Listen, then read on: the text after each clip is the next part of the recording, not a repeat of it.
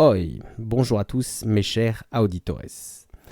Alors comme je te l'ai dit dans un épisode précédent, pendant cette très longue pause de plus d'un an que j'ai fait sur ce podcast-là, j'avais eu pour ambition de sortir un autre podcast plus orienté tout ce qui va être un peu plus management, un peu plus pro on va dire.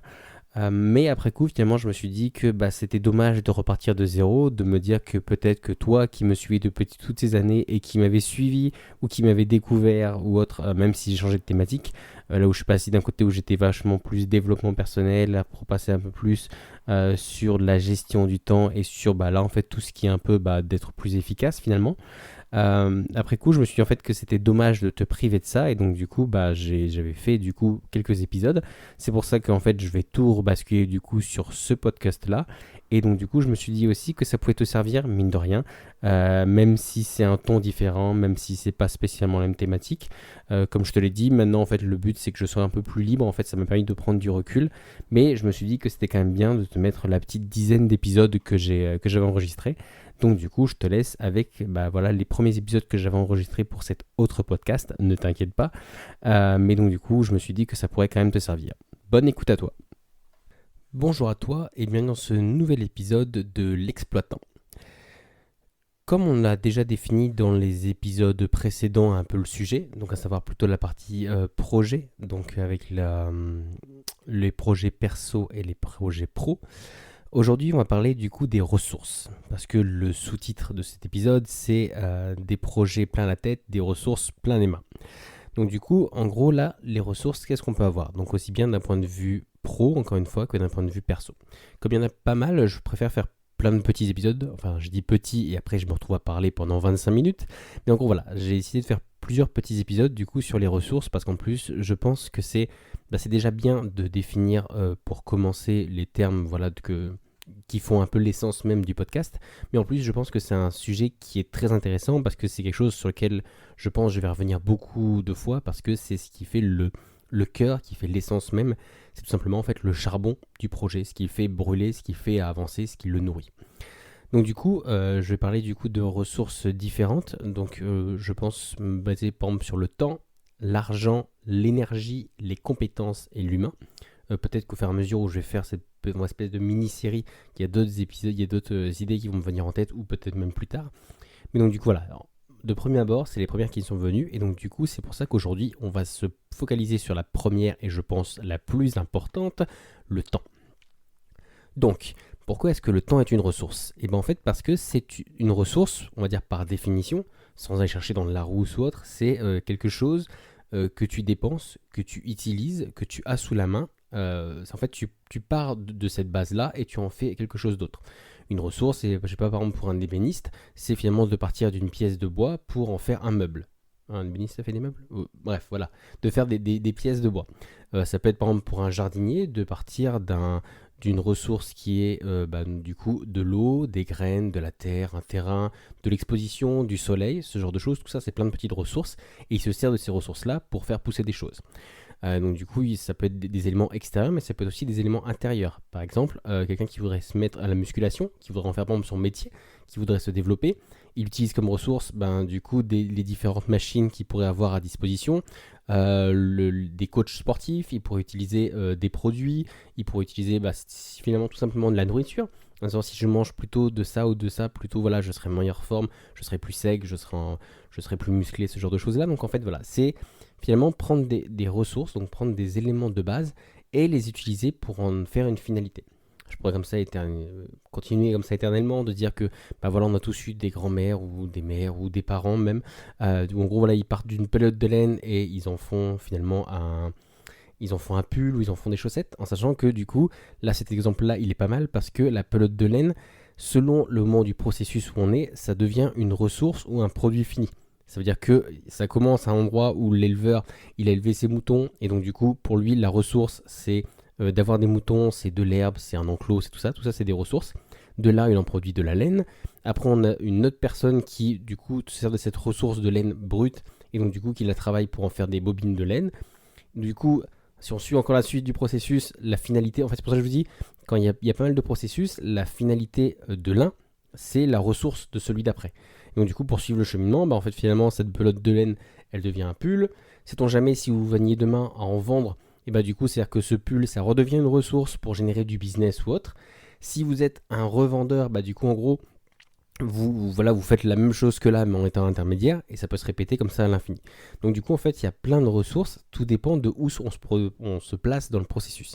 Il y a toujours quelque chose de base, il y a toujours un élément essentiel. Je sais pas, par exemple, si vous voulez faire, un objet en aluminium, je sais pas, une étagère, donc avant tous les boulons, les machins ou autres, il y a quelque part une mine où on extrait du bauxite et de l'aluminium pour justement le travailler. Donc il y a quand même une base commune, un point de source, une matière première, tout simplement on appelle ça.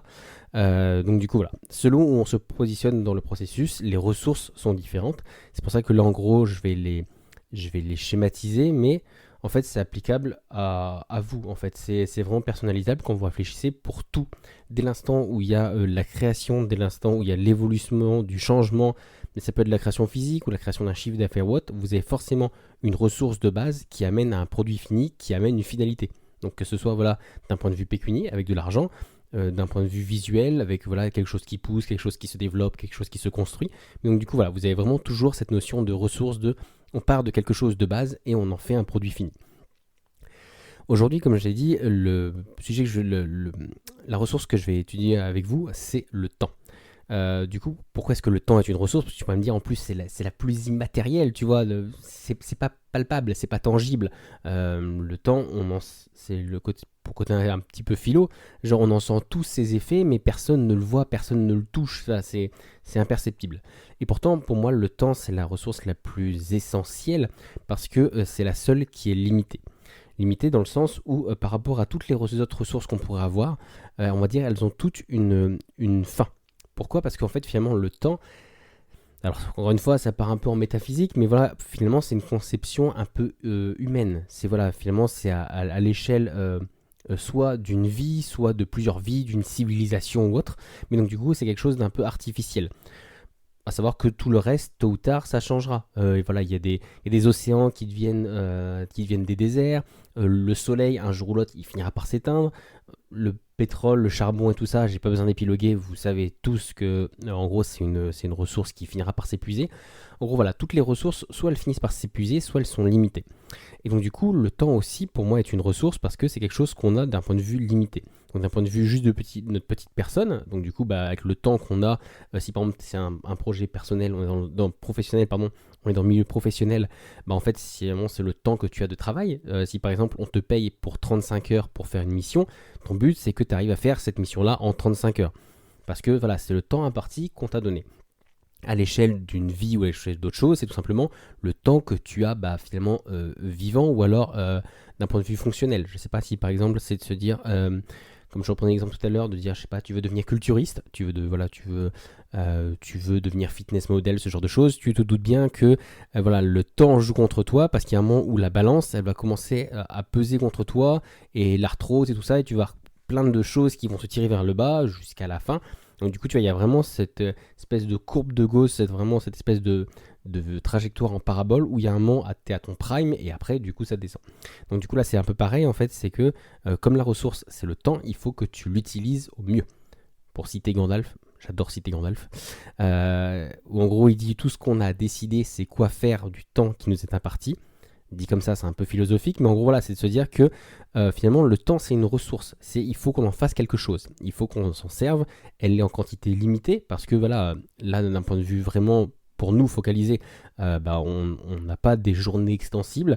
Si tu prends pas le temps de t'occuper de tes enfants ou autre, ils finiront par grandir et tout ça, et ces moments-là, ils ne reviendront plus.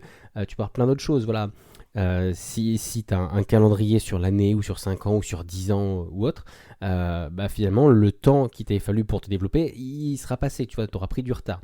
Il y a un proverbe chinois qui dit le meilleur moment pour planter un arbre, c'était il y a 20 ans, parce que si tu l'avais planté il y a 20 ans, il aurait poussé, tu aurais des fruits ou autres. Et le deuxième meilleur moment pour planter un arbre, c'est maintenant. En gros, c'est de se dire, ok, le temps s'est écoulé, cette ressource-là est un peu gâchée, mais ça ne veut pas dire que c'est parce qu'on a gâché ce qu'il y a avant qu'il faut gâcher aussi ce qu'il y a après. Ce serait la même chose que de dire, du coup, on a cramé, je sais pas, c'est un exemple. Mais par exemple, on a cramé 50% des ressources de pétrole qu'on a dans le monde. si on avait la même vision qu'on a avec le pétrole, qu'on a avec le temps, qu'on a tous déjà entendu, ah je suis trop vieux pour faire ça, bah non du coup j'aurais dû le faire plus jeune ou autre, ça revient à la même chose que de se dire on a bouffé la moitié du pétrole et du coup comme on a bouffé la moitié du pétrole, on va foutre le feu à l'autre partie juste pour la regarder brûler, juste parce que bah après tout on a déjà cramé la moitié, ça sert à quoi qu'on utilise le reste. Tu vois, pour te dire que le temps, c'est exactement ça. C'est de se dire que c'est une ressource qui est limitée, mais c'est pas parce que, en gros, on a une prise de conscience là, donc voilà, que tu m'écoutes, que tu es 15, 20, 50, 60, 80 ans, c'est pas parce qu'il y a déjà un temps qui s'est écoulé ou encore qui va s'écouler qu'il faut pas que tu le prennes tout de suite maintenant à bras le corps. D'ailleurs, ça m'intéresse, viens me dire sur Insta, tiens pourquoi pas, quel âge tu as. Ça m'intéresse du coup d'avoir un peu l'âge de mon auditoire. Donc du coup, en gros, voilà, c'est de se dire que c'est une ressource qui est limitée, il faut que tu l'utilises, et en fait, c'est même plus vicieux que ça. Parce qu'il faut que tu l'utilises, parce que tu l'as à disposition ou autre, mais c'est que même si tu ne l'utilises pas, elle se consume. Parce que comme je t'ai dit, voilà, les moments qui passent, personne ne peut arrêter le temps.